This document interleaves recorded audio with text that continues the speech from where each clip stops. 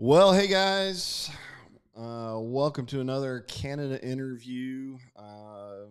So, as I jump into this, let me first say Tuesday, May 24th, next Tuesday, you've got to go vote in the primaries. If you do not vote in the primaries, you will miss your opportunity at choosing. So, the simplest way I can say it is whoever survives the primaries on both parties, that will end up being the only name on the ballot. Because whoever's running as Democrats, there are only Democrats running for that seat. Whoever's running as Republicans, there's only Republicans running for that seat. So hopefully that makes some sense. But May 24th, you're going to miss out on an opportunity. And one of those opportunities is the sheriff's office. And so I've got Sheriff Jonathan Horton here with me. Thanks for joining me. And I'm going to throw a 4-minute clock on while you guys start jumping on, and somebody tell me that we've got good audio so that we don't go on and on without anybody being able to hear us. So I'll again, let me know. Hit that like and share button as well, and we'll jump into this discussion here in just a few minutes. But yeah, so if you're watching this later on down the road, then fast forward on through to 4 minutes, and we'll get into it then. If you're watching this after May 24th, sorry if you missed it and didn't go vote on May 24th. Certainly go vote, but there'll only be one name on the ballot when you get there. So, so how you doing this morning? Doing great. Doing. How are you? I'm doing good.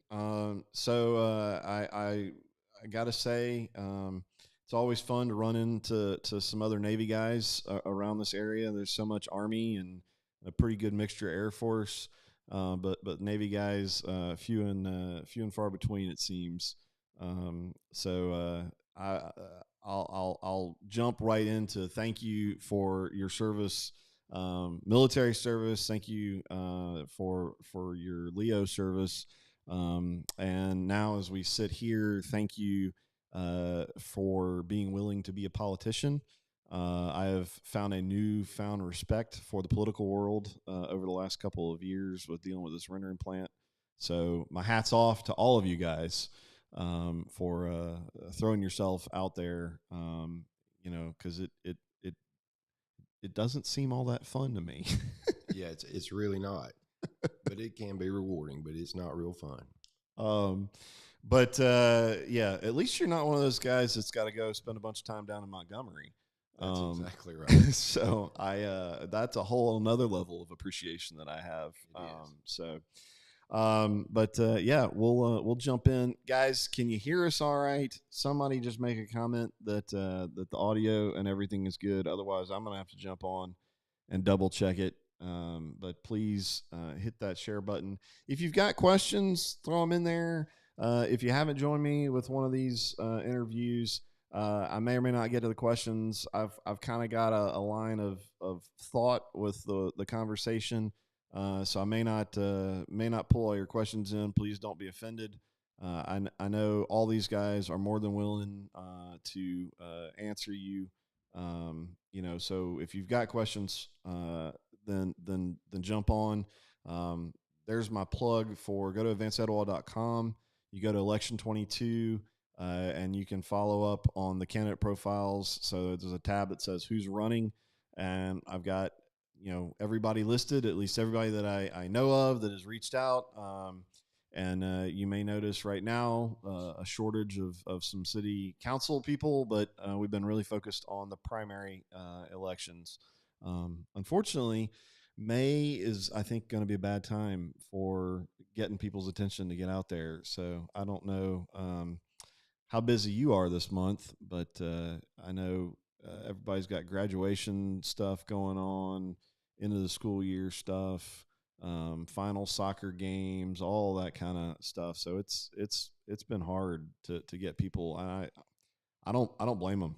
Trying to stay up and stay focused on politics, it's exhausting. Especially Absolutely. when it is beautiful outside and a lot of other things to do. And right after the graduation start, just right after the primary. So yeah, so that's going to be, I don't know. It's. I hate that I think we're going to miss out on some opportunity, folks coming out to vote on May 24th, just because of the fact that it's in May. But it is what it is. So, without further ado, and a good thank you for those of you that have chimed in and said loud and clear. Then we're going to jump into this and get started. So, Jonathan Horton with an O, currently the sheriff for Etowah County, running for reelection. Again, thank you so much for being here. I know your time is limited, and you're a busy guy, so it means a lot that you're willing to come and sit down and take a few minutes and have a chat with me.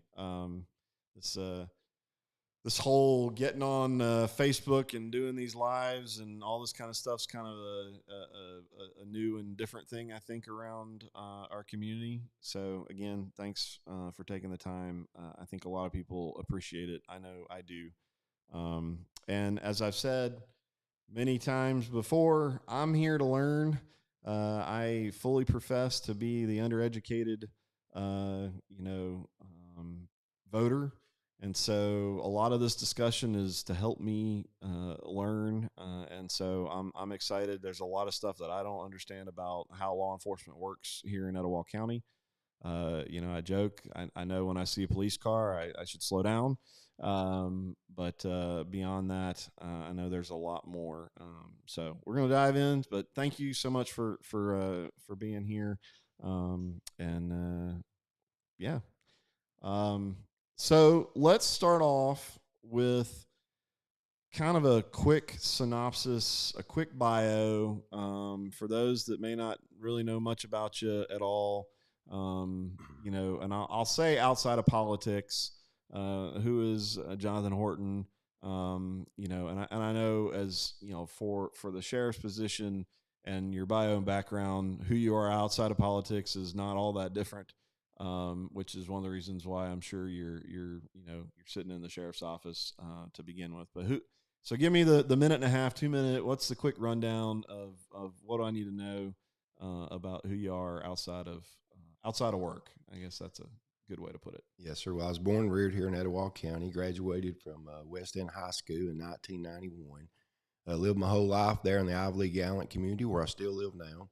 Upon graduation from high school, was blessed to serve the United States Navy for 4 years, from 1992 to 96, as an aviation electronics technician. And I'm also a second generational mortician. So I came home after finishing high school. My dad had built a village chapel there where the old Rebel Drive-In used to be. Later, we built Glencoe Hoax Bluff Funeral Home. And so I served as managing funeral director from about 96 to 2000. I missed the Navy. We didn't have a local Navy here. So not having the time as a funeral director to catch those hot flights to New Orleans, I joined the Alabama Army National Guard. And I spent 5 years in the Alabama Army National Guard. And the last year of it was active duty after 9/11, which led me to law enforcement. It was great duty. I had the opportunity to be converted overnight to a military police and serve at the Huntsville-Madison County Airport until TSA was stood up after 9/11. It happened.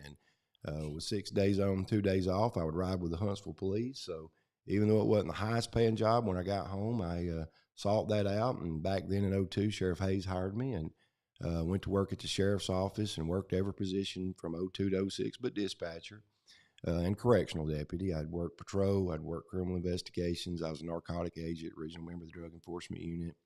And then later on, I ended up having my own business back in the mortuary, and I ran mortuary transport service from 2007 to 2011 when I sold it. It's still in business today, does sort of after-hour removals and things for funeral homes in several northern counties, and became the assistant chief of police in 2011 of Glencoe Police Department as part-time, and then got appointed chief of police in 2012, served there as chief from 12 to 16.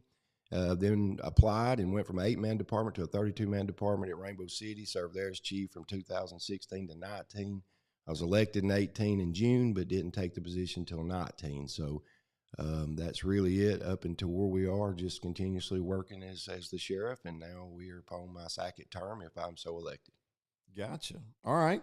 Well, circling back around to the Navy thing, what's most important is Top Gun 2 also comes out next week. So I'm excited about that.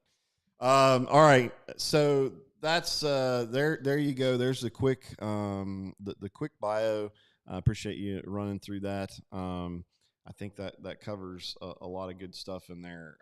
Let's start off with again educational conversation. What is the role of the Etowah County Sheriff? What are you responsible for? You know, what makes you different than say a chief of police or any of the other law enforcement positions that are out there? Well, it's a lot bigger responsibility, even though I'd had the opportunity to serve as chief of police for 7 to 8 years consecutively prior to being elected sheriff. The sheriff's a constitutional office, meaning that it's in the executive branch, but it's a state position, and it carries a tremendous amount of responsibility. Everything from obviously crime prevention to criminal investigations to an officer in the elections to many things. You're charged with keeping inmates on the state and county level. You're in really the main source of protection for the rural unincorporated areas of the county. Okay. And as you focus on that, you still lend yourself to the municipalities to help supplement and give them the needs that they need if you can. We have in our sheriff's office several interoperable things like JSOG, which is our SWAT team, Joint Special Operations Group, that's made up of Gadsden police officers and sheriff's deputies. We have the dive team, we have the bomb team, we have the Marine team, and all those things are made up of some of the municipal officers and some of the county deputies. So there's a lot of inter-row play there, MOUs and interagency agreements, but the primary goal of sheriff is to protect all of the people in the county and be the primary source of patrol and protection and police needs in the rural unincorporated areas of the county. Okay. All right. Well, so with that discussion, the government structure that we have around Etowah County, the number of municipalities that we have in such a small area, the our big thing that we've obviously talked a lot about through the rendering plant has been things like the airport authority, the IDA, the water board. I don't really expect you to weigh in on some of those things, but from a government structure standpoint, because a lot of it, kind of feel like now is a good opportunity for us as a community to kind of step back and go, are we even structured? Are things set up in such a way that will enable success? Again, and we talked before, jumping on, military. I'm a military planner. I mean, one of the things I spent a lot of time training is how do you build an organization? How do you set up a command structure for success? So that's just the way my brain thinks about things. From the law enforcement side, do you feel, like the way things are structured, both locally and to the state level, is it a good structure? Does it work? Is there anything that might, could we do better? What do we kind of need to know and understand as citizens? Locally, and I can speak from being a mortician, the funeral business is sort of a small community. Law enforcement is a small community. So, we all work very, very well with each other. Speaking of Etowah County, we have about 9 municipalities. Most of them have police chiefs. And we meet once a month at the sheriff's office in the multipurpose room. We have a chief and law enforcement executive meeting. Present there is the district attorney, his investigator, the chiefs that can attend, the sheriff, and our command staff. And we're always discussing what we can do better together the next month, how we can work on things from the past month. And, overall, our local law enforcement from the county to the municipalities work great with each other. We've had great rapport with one another. We consider each other brothers in blue. We watch out for each other. We work together for each other, and there's really, I think that's good, and we're moving forward with that. I'm a person that believes, as you said, education is forever. I think we die if we're really trying to be successful, trying to learn something new, or trying to better ourselves. And that's sort of what we do in these meetings every Okay. month. And our county investigators meet with our municipal investigators at a separate meeting the first Monday of each month at the Civic Center over here. We have a luncheon. We share the responsibilities of purchasing that every month, who pays for it. And again, that's great because, you might have someone in Glencoe where a storage building's being robbed, and maybe if somebody's was many ring cameras and things out there called a red S10. And then you've got same thing going on in Walnut Grove, Alabama. When we come to that meeting together, hey, maybe that was a red S10 they seen too, Gotcha. and that helps us combine what we're dealing with and focus on helping one another. What Walnut Grove may catch at the storage building may stop the burglaries in Glencoe, which is another 20 miles to the other side of the county. So that collaboration, that working together is really been strong. From the state side of it, I can't complain neither. They've been really great. Attorney General Marshall Tommy Reese is his law enforcement coordinator. They have a summit once a year where we come together and meet down at the Methodist Church in Montgomery and get our new law books and have a little class. And there's and then once a year the chiefs and the sheriffs have an association meeting. And I think law enforcement and people in Alabama, not just Etowah County, can be proud because sure, there's always things we can strengthen, but we're meeting and trying to strengthen those as we go. Gotcha. Well, it's funny that even even criminals prove a point in how small our community actually is. We hear we've been frustrated with some of this discussion from some about why would folks in Rainbow City why are you trying to tell folks in Gadsden what to do, and why would folks from Etowah tell people in Southside what to do? And the whole point is like it's all we're just too small to not get along. And Right. The guy robbing you in Etowah, he's probably it isn't all that far to get over to Southside. So it's again funny that even a criminal can help prove a point. So speaking of that, as we talk about criminals, educate me. There's obviously everybody's got plenty of rhetoric, anecdotal things they talk about, crime issues around here. One real common thing that obviously we hear a lot about is the drug problem. What are some of the main, I guess I mean maybe top three legal issues that we've got going on that again we as citizens need to be aware of? What are the what do we need to know? One of the things that's never changed in my 20 years of law enforcement, and that goes back to 2020 or to 2002, is our number one problem is drugs. I would say probably 95% of the people that are housed in detention centers across the state of Alabama, it began with a drug. Either they were stealing for a drug, God forbid, some killed for drugs, whatever crime, if it was writing a bad check, forging a prescription, at the root of the issue is substance abuse. And so obviously here we've attacked that for some years. It began in 2004. I was an original member of it, the Etowah County Drug Enforcement Unit.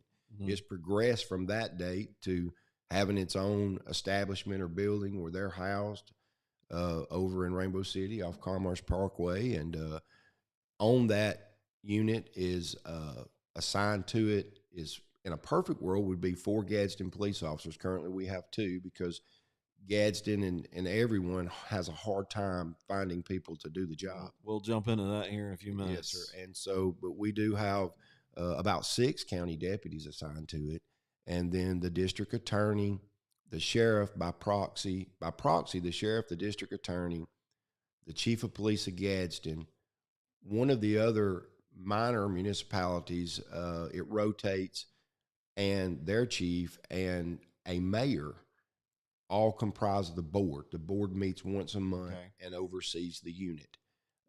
It's funded by per capita, and that changed back around probably 2011, where each city outside of Gadsden in the county that pays $150,000 a year, that'd be the county commission in the city of Gadsden, Glencoe, Rainbow City, Southside, Walnut Grove, Altoona, the remainder of the municipalities, Hoax Bluff, pay about 50 cents per head per population. That's the money that funds it. Back during the Obama administration around 2011 or 12, we lost a lot of federal funding.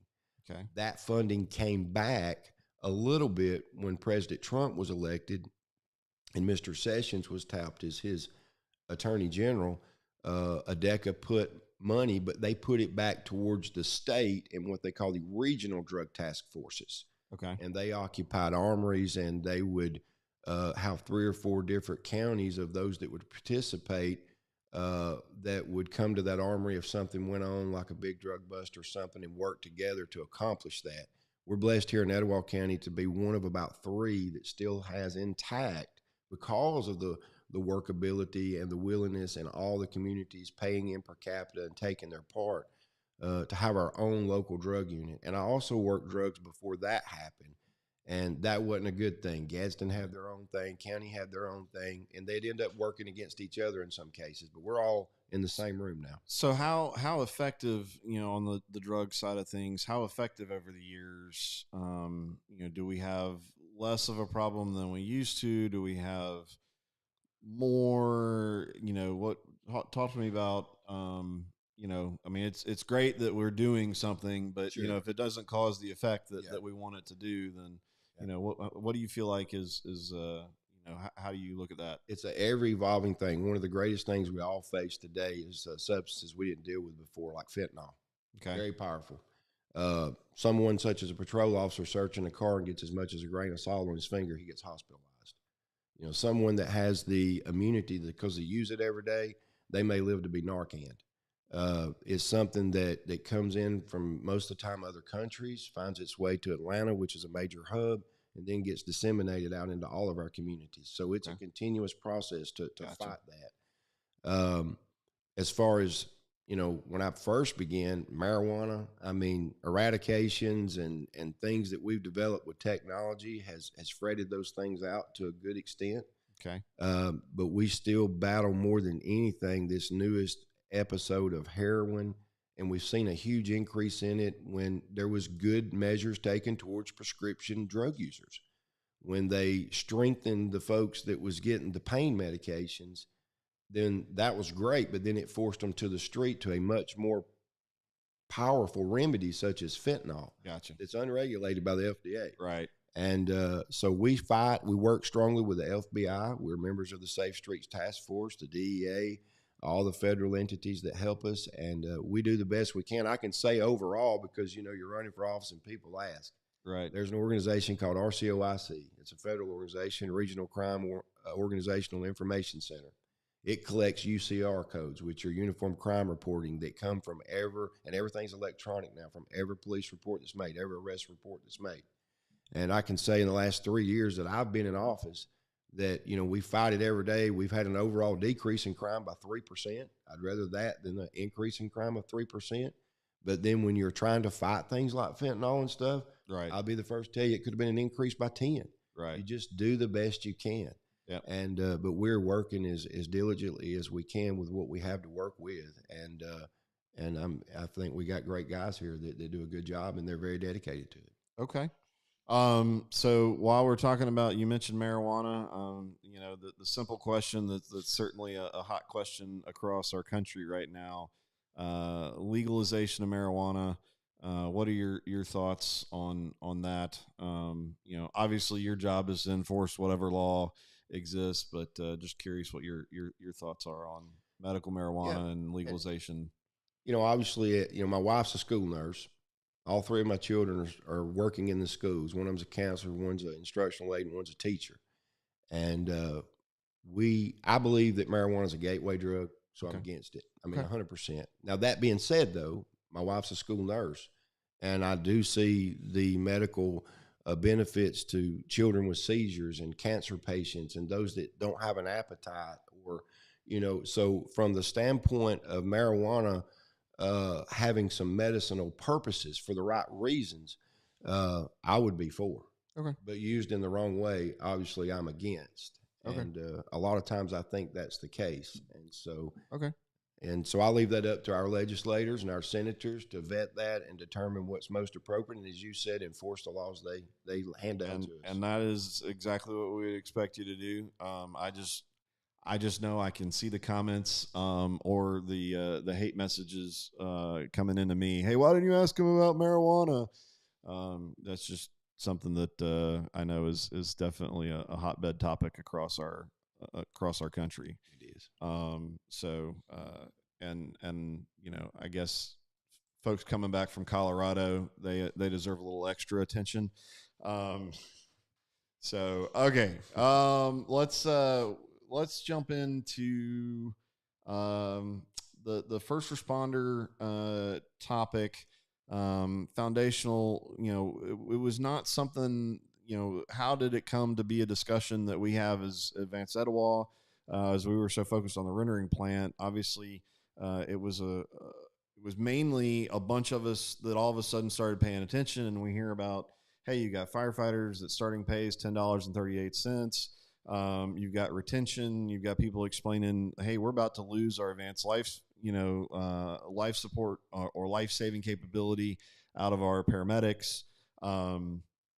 Obviously, a lot of us should be aware that law enforcement across the country, that's been an issue, and understandably, retention and recruitment would be an issue based on the way a lot of our country is treating or viewing law enforcement. And I hopefully most folks in our community, we're blessed to be in an area where we don't have people out screaming, defund the police or anything like that.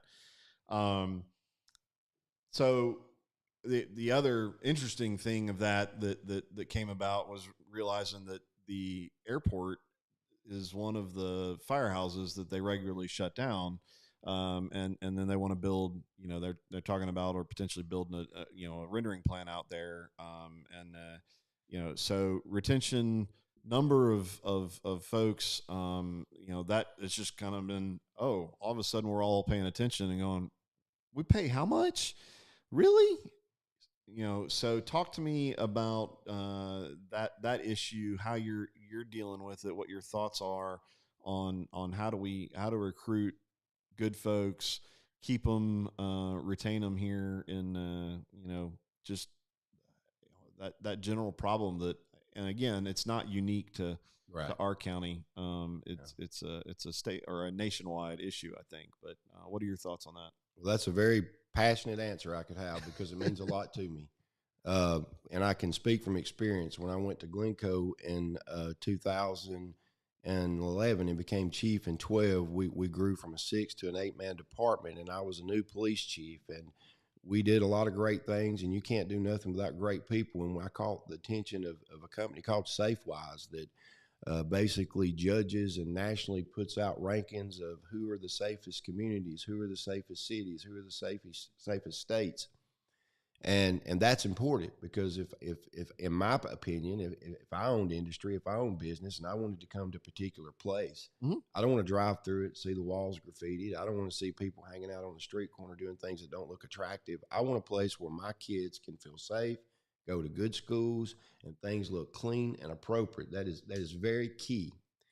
And to me, even as a business person in the funeral side of things, people want to do business with people that are very professional, and all that at the end of the day to save time leads to what are you paying and what kind of benefits do you have? We've made great strides, but there's still a long way to go on my side of what I've had control of. When I became sheriff, our correctional officers were making $11.99 an hour, not to mention the dilapidation that was inside the jail. Of course, there was a $16 million renovation project in process, and within the first year, we replaced the windows, we got the cameras, we added to that and was able, with the help of the county commission and people, to make it a little safer. Used what control I could, because my answer is we've got to pay better, and there's got to be better benefits. We were able to increase that starting pay, which is still not enough, from $11.99 to $14.98. It was a 25% increase. There were 97 employees in there. There were many of them that had been there 15 plus years. A lot of those got $3, $4, as much as $5 an hour, and that was a huge help. Oh yeah, and it made a huge difference for us. On the patrol side of it, because they had previously had a portion of the 1% money given to them some time back. That's a local sales tax division of, and with the incentive pay when I came here, plus that, which is worth, the county commission says, about $2.40 an hour, they were making about starting at $13.25. So we got that up to $15.36, which was a 15% increase because they had to take in consideration, well, they got these incentives when the correctional deputies didn't. When I was at Rainbow City, in 3 years, we raised the pay there by about $2.50, $3 an hour. I seen the little difference, but a big difference, if you follow what I'm saying. Even though not much was given, but more than was before, it brought us people. Right. It helped close the ranks. It helped from having to dig out here and look for people all the time. But as an end answer, it's an investment with a great return if we could find a way. And it really, I don't think, is that difficult. Public safety in most cities, county budgets takes up about 52% of the budget. It does. But let me tell you this, if you pay someone right and you give them the right benefits, that's a lot cheaper. Those vests are expensive. Not everybody wears the same pair of shoes. They all got to be thrown away. New ones have got to be made. Right. But bigger than that, let's talk about retention in law enforcement.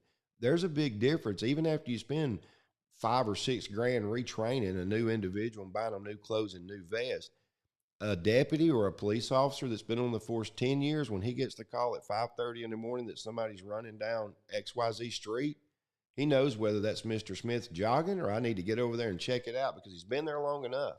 We got GPSs. Everybody can find the next call. But knowing the difference between people and being familiar with the communities they work in, and when it's constantly moving for a quarter or 50 cents from XYZ county to XYZ county, this city to that city, you're losing all of that knowledge that you can't buy. Right. And so they're just like the military. When people's been on the job, the longer they've been there, the more they know. Right. And that education's priceless. Yeah. So that coupled with the real, capital of, hey, the vests that do cost, the academy that does cost, the shoes that do cost, the equipment that we've got to give them, it's a hard thing to understand, but we certainly have got to better incentivize our law enforcement officers. I know the city of Gadsden, I'm not speaking for them, I just know they're 19 to 20 guys short. We're full on the patrol side, and we're still 4 or 5 short on the correctional officer side. And it's a constant battle to try to keep the ranks full. We're looking at a huge, I can't speak about it because it's in process, but an opportunity to house and have a contract in our detention center where we've got about 300 or 400 open beds, meaning no one's laying in them, but it takes staff to man them. Right. And that takes money to attract them.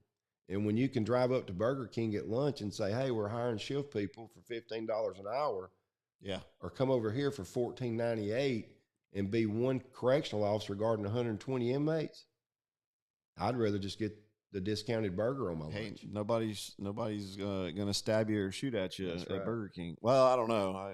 Maybe. But I do think, you forget Michael, their extra pickles. It plays a huge deal in our economy because, you go to a town that's got good SafeWise ratings that I referred to a while ago, and these corporations with technology today take a quick look at the crime ratings. That could be the difference in a Honda plant or a big manufacturing company. Well, I think, and I've said it before. There's always, as a guy who's 20 years with the Navy, all of us in military, and I'm sure it's the same way in law enforcement. There's always that saying of, God, we don't get paid enough to do this. But most places, it's not bad. And here it definitely sounds like it's no kidding. We don't get paid enough to do this, and I don't think anybody's as you talk about this, I don't think anybody should get upset because I don't know anybody that got into law enforcement, military, any of these jobs to get rich. But you do want to be able to provide for your family. That's right. And that's something that we need to know and understand. And hopefully as voters get a little more educated on those issues, I guess it takes us into what can we do as voters to help, figure out how to get more pay. From what I understand, on all sides of the first responder, we invest in training a lot of folks around here, and then and then they get pulled off to other areas. How, what do we need to do as voters? Is there anything that we can do to help Well, some of this obviously, stuff? from our level, our county commissioners, and they've worked with us, Mm-hmm. they have, but our state legislators, our city councilmen, these people determine what these men and women that are first responders make. And just really educating people to understand that that's something we should invest in. And what you were referring to many times, because of the pay, a lot of our agencies feel like what they call breeding and dumping grounds. We either are having, because you can't recruit people, take someone else's issues, or you're breeding by training them, giving them what they need. There is a new law that helps some, that said that if you send a new recruit or a new hire to the A Post Academy, then they have to stay with you 2 years. If they leave, but then what happens there? There's such a shortage that the receiving agencies are very willing to pay you back and take them Gotcha. on. So that's something that we continuously battle. I know that how we've done it at the sheriff's office is, and I'm an open speaker, I know there's different things said, but discretionary accounts helped us a lot. Okay. I've been able, and that's what I did when I first came in, was meet with the CAO, which we have a different CAO now. Then it was Mr. Akins, now it's Mr. Ellison, and I went to the table with the county commission is legally mandated. People need to know that, to fund the sheriff. They have to provide him with equipment and so much, but then they only have what they have. Right. And then the sheriff's office have discretionary funds that are derived from money from the commissary, money that is left over after the food bill is now not private. No discretionary funds are to be or can be used by anybody to benefit anybody personally. It has to be for a law enforcement purpose. Okay. Well, we have one of the largest jails in the state. So I went across the road and I said, hey, I know that you only have so much money to deal with. So if I take the money that's made off of the commissary and I take the money that's left over out of the food bill and I buy some of the things that you got to buy, if I buy the tires, if I buy the vehicles, if I pay for some of the hardware, will you give some of that money to these deputies? And that's how we got our 25% raise for the deputies and our 15% for the road. But now, that being said, they look at me and say, well, man, that's great, but you might not be sheriff next time. What if the other guy feels a different way about the discretionary funds? Yep. So, and I understand that too. But that being said, yes, thankfully we got a lot of people with great hearts that want to serve their community. We'd have a real lack of deputies and officers. Gotcha. Well, so you talking about discretionary funds, there's a lot of folks that not huge fans of it. I guess the way, and my personal opinion looking at it, is that is certainly something that there is a lot of vulnerability in a pot that is a discretionary funds over, that comes down to the personality of the person sitting there. It sounds like, and it's funny because I know I always was frustrated in the military. Oh, well, no, that money has to go over here and you can't spend that money. Like it's all the taxpayer dollars. What are your thoughts on doing away with and restructuring so that money's actually spent and legislated at the right level, if that makes sense. Well, what it sounds like you've done with that money, well, it probably should have been done, at the county level or wherever, that budget is created. I don't know, maybe you disagree with that thought. And of course you're stuck in the position of you're just trying to solve the problem, right. With what you got. But what are your thoughts on just kind of the discretionary fund concept? The discretionary funds that we have here locally, pistol permits, for instance, $20 a year. Come January, once the state database is put out there, they're no longer required in Alabama, but they're not free. So if you're going to travel somewhere else, you'd still purchase that kind of thing. Well, that $20 a year is legislated, meaning that $10 of it's earmarked. It can only go to school resource officers. Okay. Now, school resource officers is huge to me. Back to that education thing. Yeah. If a lot of and I'm just straightforward, we have a family crisis, structure crisis in our country. There's a lot of single parents. There's a lot of them that don't get time. They do care. There's some of them do love. They just don't have a lot of time. And there's a lot of different other factors that we need to educate our children, in my opinion, before they get hooked on these drugs that are hard to turn away from until it's too late. Right. So we added school resource officers. By doing that, it's tripart. County Commission pays a third, Board of Education pays a third, the Sheriff's Office pays a third. That money is, when I added 5, that was $151,000 to all 3 parts. So it gets expensive. That all is earmarked. It can't be spent on nothing but school resource officers. Okay. After that's paid out of that $10, a good portion of the other $10 still has to go with it for us to make our part. Gotcha.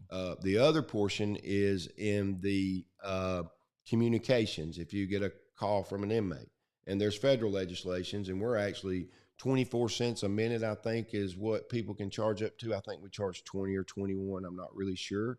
At the end of the year, 50% of that money goes to the county general fund. 50% goes to the discretionary.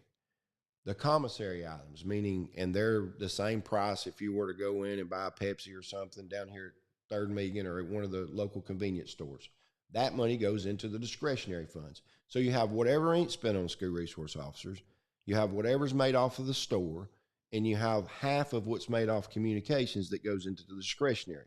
Okay. When I go across the road to do the budget every year, obviously, and I get it, the county commission also has to fund the street department. They have to fund all these other projects. They have to keep up the maintenance and the structure. If I'm 10 vehicles short, that's the only way I get it, is out of that fund. Gotcha. Then the Alabama Department of Public Examiners comes along and looks at every penny spent out of the discretionary funds. Gotcha. And if I spend it for something that doesn't qualify as a benefit to the people of Etowah County and a law enforcement purpose, then I'm on my way out of the office and probably in jail myself. So It's very well regulated. But I will say from the sheriff's standpoint that, and I'm sure every sheriff would say the same, if it wasn't for those discretionary funds, they would be a lot more shortages out here in what we provide in public safety because we wouldn't get it from the county commission. All right. Well, so let's jump into, as we're talking about money and spending money, the fun one that seems to be a huge issue, infrastructure. We've talked about it from the rendering plant side of things in terms of the infrastructure. Obviously, the biggest piece of infrastructure that you've got is the jail. So where are we at with the jail? You talked about, renovation plans and there's tons of stories, I guess I'll say, of issues going on in there.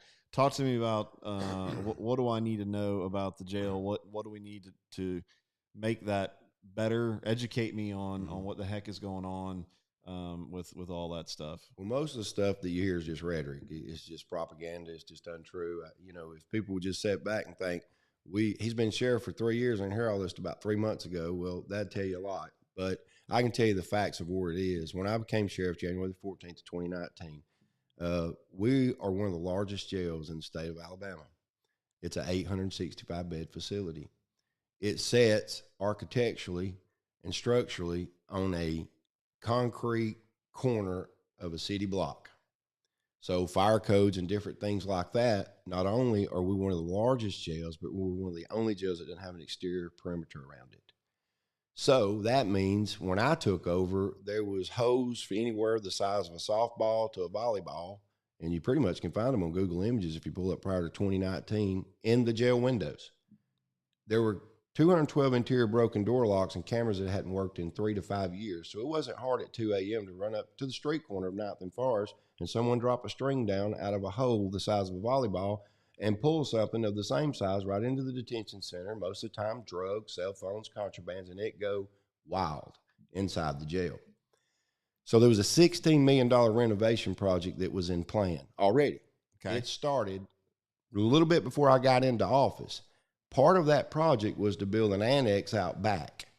And the annex would be to house people a unit at a time because, you don't want to bring welders and torchers and do construction and dangerous tools amongst inmates. So fortunately. Really? Yeah, that's you right. Want a welding torch and, Yeah. So fortunately, we were able to complete the renovation, though, repair the door locks, put in over 300 security cameras prior to that building being constructed. So then we were able, even though we had to downsize it, the commission let us continue to build the building, and we constructed a 112-bed annex that we now call the Impact Center. Okay. All right. Back to the jail. So the doors are fixed. The cameras are fixed. Jails across the country constantly Inmates, I've said many times, if they would take the energy and use it for positive things, the things they can do while they sit there 24 hours a day, 7 days a week, thinking of things to do, there's no telling where they would be. Good example.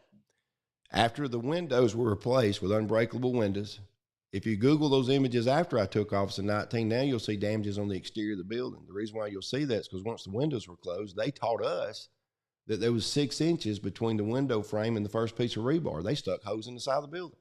So then we went back and we put metal plates around the outside frame of the unbreakable glass. Then they taught us that you could take a piece of aluminum foil or top off of a Coke can, put a piece of toilet paper in a microwave that you pop the popcorn in, gather up broom bristle and start a fire and take a sharp object like the end of a broom and get the unbreakable glass hard enough you can poke a hole through it. So then we put metal grates up that you'll see up there now. And if you look at the metal grates, you'll see a couple of holes in those squares that we've replaced it on nearly a weekly basis. Gotcha. But if you read or study anything about jails, there's always, that's a continuous thing. You're always trying to find a way to stop it. The ingenuity people, are always trying to find a way to do it. But I can tell you from records that we have reduced our medical issues like broken bones and things like that, such as fights, and that's mostly because of the doors being fixed and the cameras working and having some way to prove and charge someone, nearly cut it in half. We got the same medical staff we had there before I got there. We've significantly reduced because we went another step and bought 2 x-ray machines that the commission helped us buy the first one off some excise tax money they got back. It was about $180,000. We put it in the main facility. The Impact Center now has one of its own. That 112 bed facility, real quick, is a 10-week program that if the judge now can sentence you to, that gives you the opportunity. A person has to make the choice to help themselves, but it gives them a separate learning environment so they're not around the other inmates for peer pressure, to go through 10 weeks of life basic skills. They learn how to wash their own clothes. We have a buffet style meal in there instead of the tray, so the first guy can learn to leave enough for the last guy. We teach them resume writing skills. We partner with Gadsden State and Workforce Development. We begin now a 60-day day reporting. So if they make it through the 10 weeks, then they got 60 days that we've got a deputy that monitors them, and they got these master service certificates that they can receive. I know Prince Metal Stamps is one of the local companies. There's about 13 to 15 in a 3 Tri-County area that if they obtain that certificate within day reporting, they get a guaranteed interview and a higher job rate if hired. And that's us trying to be one of the only jails in the state that takes it another step and says, hey, you've got a problem, now you're here. We'll try to keep your problem maintained while you're here and give you this opportunity to correct yourself, because that's what, again, is going to go back to incentivizing our economy by keeping our community clean and at least giving an opportunity and creating the opportunity for people to better themselves that get into those circumstances. Gotcha. All right. Hey, I'm seeing a comment on there, a volume issue. I tweaked it up a little bit, but y'all let me know if you're having major issues. I will say every now and again, for some folks, they need to reset their app. The Facebook app can be funky with the live, but if the rest of you can hear all right, then somebody throw a comment in there. But if I need to keep playing with it, then I will. So I definitely want to make sure you guys hear everything well. All right. Well, so I think we've talked through infrastructure, which I guess I should say is any other thoughts on, I don't want to limit you just to the jail, but any other thoughts on infrastructure issues that we need to be aware of in Etowah County, that are, related to, to the sheriff's office. And maybe it's not something that you can directly impact, but, something else that may help, in the other, the overall mission that you have as a sheriff. Yeah. We just do all we can to have our presence and also be proactive. If we're doing our job, you never know how much we stop from happening. So we try to tell our deputies, for instance, to be out at our local unincorporated businesses. We have a lot of convenience stores. We have other businesses out in the county at closing time, those kinds of things, to be seen and to be active. And but infrastructure-wise, our jail, I will say at the moment, other than things we can't control, is as well as it can be for where it sits architecturally and geographically. The doors are working, the cameras are working, the x-ray machines are working. Everything's as well as it can be. We could use another jail, but that's a huge expense. We renovate it for 16 million instead of replacing it for 80 million, and that's where that is. So, okay. Well, so let's jump into the fun one that I've spent a little bit of time talking about, and we'll that's the rendering plant. As I said in the interview with Mr. Kaiser, I certainly would not expect in the judicial side of things, and certainly the sheriff to chime in one way or the other. On obviously up to you if you want to. I'm not asking you to do that per se, but what I would ask is as a guy who's looking at the community, a person that's been around here for many years.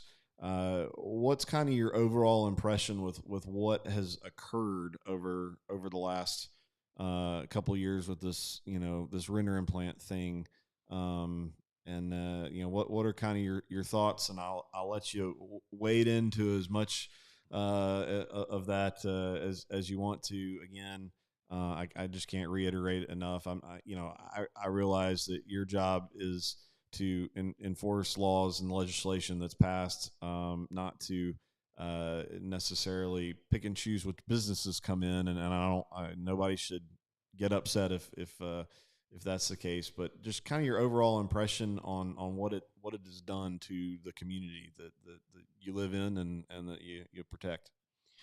my only thoughts on it would be I never was involved in it from any shape, form, or fashion from a citizen and a sheriff, from looking from the outside in and trying to just keep up with the news clippings and what's really happening there. Um, I don't. I'm thankful that I feel like too that it brought some togetherness in the community because it created a united front. People work diligently with one another, businesses, citizens alike, to fight this issue. As I'd said earlier, no more than you'd want graffiti on the walls. From what I've seen, you wouldn't want that smell, you wouldn't want that odor, and you wouldn't want anything that would come along with that. Okay. As an aviation electronics technician in the Navy, and having to do FOD walk downs on the USS Constellation, even looking for a quarter, that could go through that $1 million engine, I certainly wouldn't think the vultures and things of that nature would have been any way appropriate for the airport.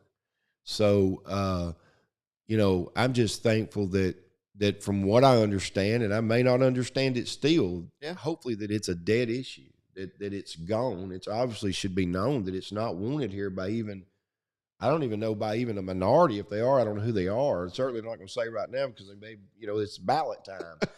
But, I'm just thankful that people did come together and fight that off, because that would have been bad for all of us, I think. And it would have affected public safety as well. It's hard enough, again, to try to find people to want to do the job, and we're the smallest in land size of 67 counties.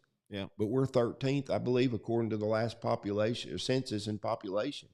So there's a lot of people that live here, and there's a lot of opportunity here. And I know that, we're working on some grants right now that deals with our Marine unit, because we've had some incidences we've had to partake of in the waterways. Yeah. And we got a beautiful waterway here. There's a lot of opportunity for that.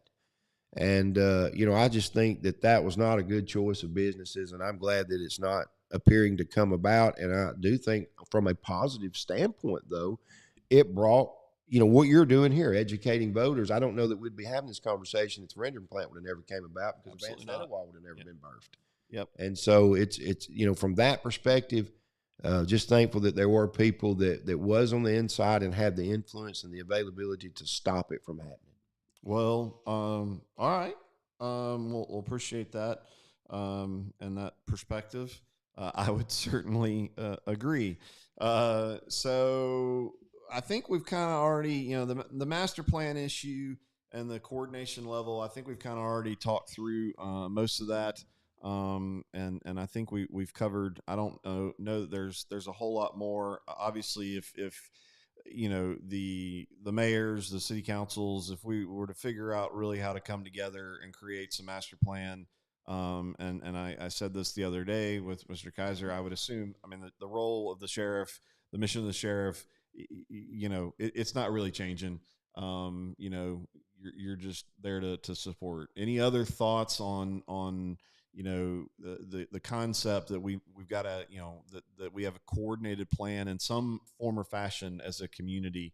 From your perspective as a sheriff, any other thoughts? Then again, I think you've covered a lot of, Sure. of what y'all are doing on the law enforcement side to I guess, for lack of better words, to have some sort of master plan and coordinated efforts. That's right.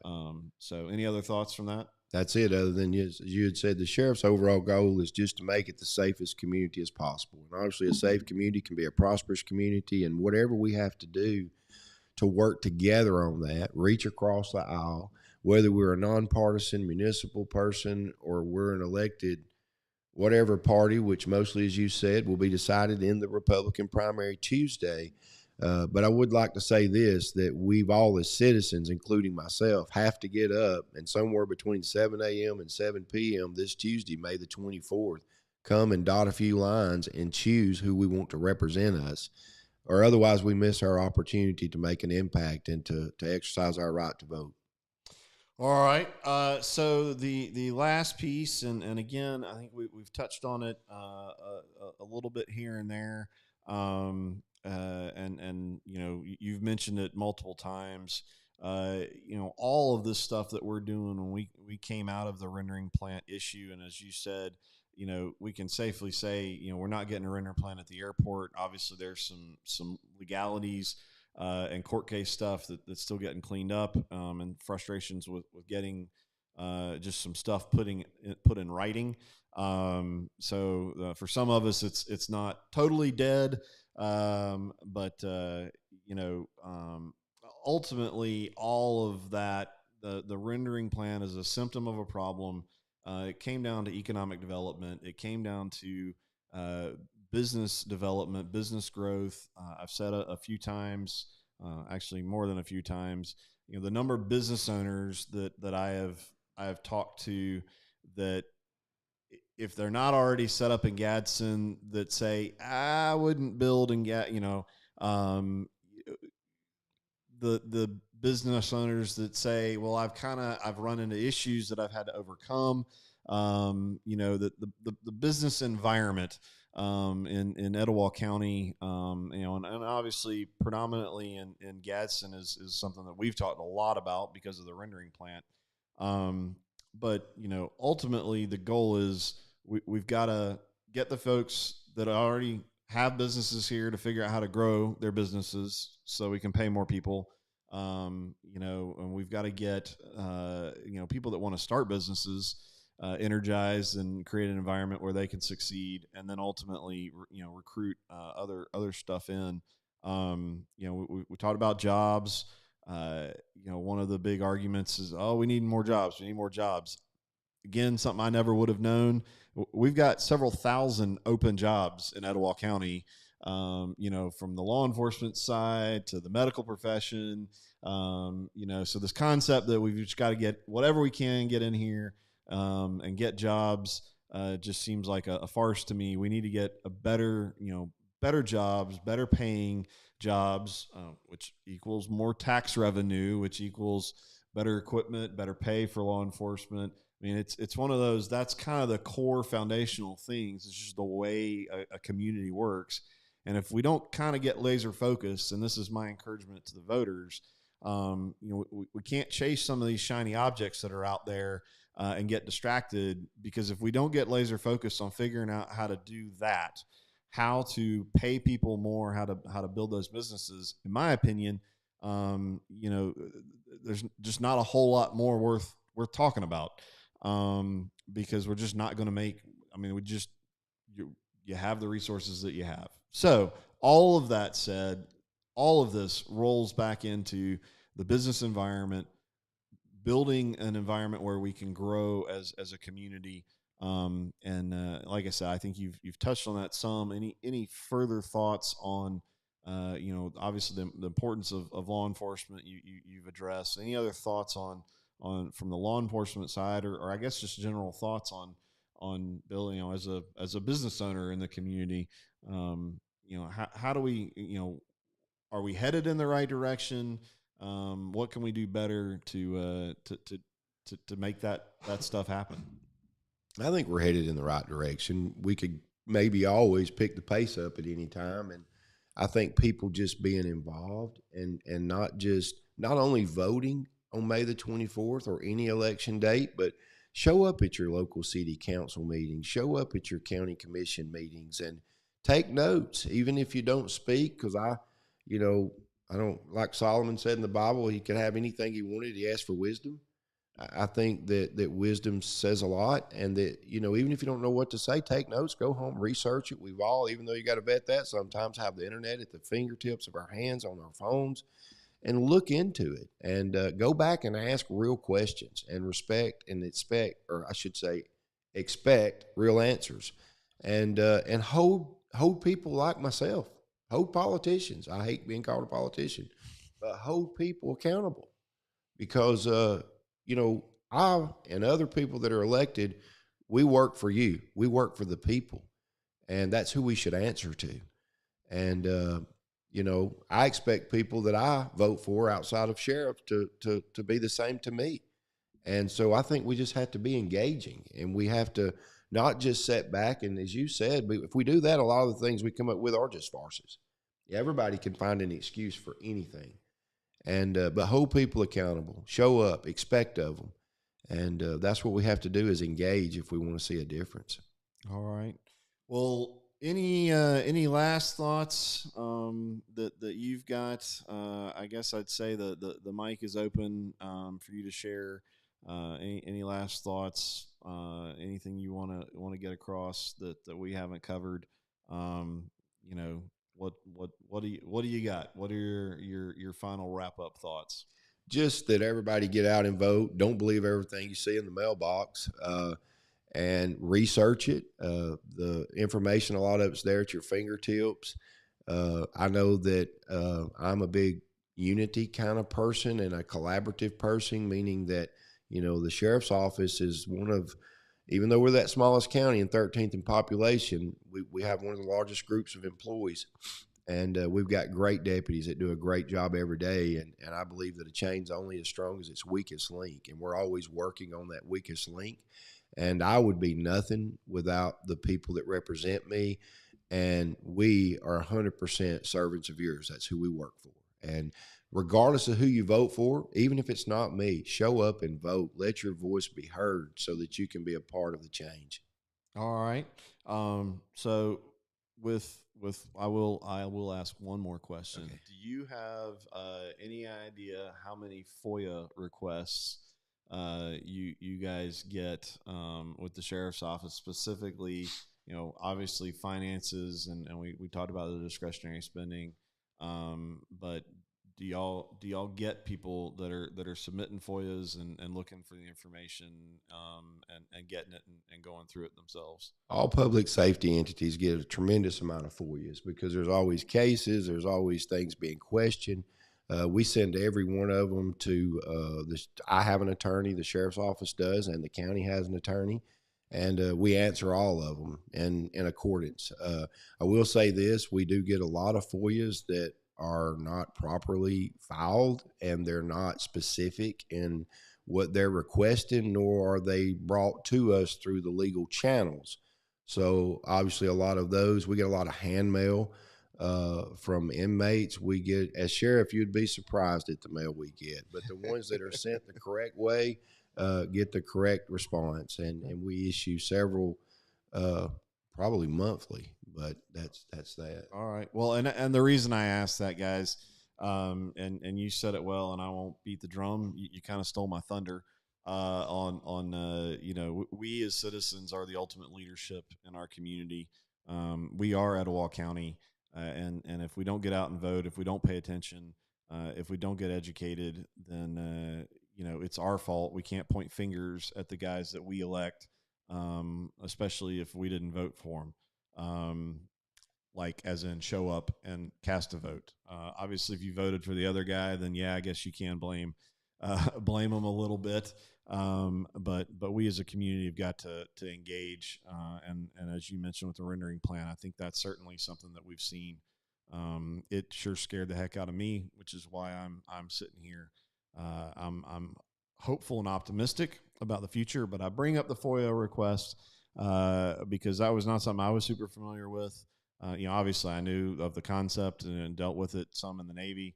But if you're not sure and you don't trust what's being said, you always have that mechanism. It is your right as a citizen to submit a FOIA request, and obviously doing it in the proper way with the proper proper request. But if you want to know how folks are spending money, it should not be that hard for us, and you should expect anyone that's spending your tax dollars to let you know how those tax dollars are being spent. So take that for what it's worth.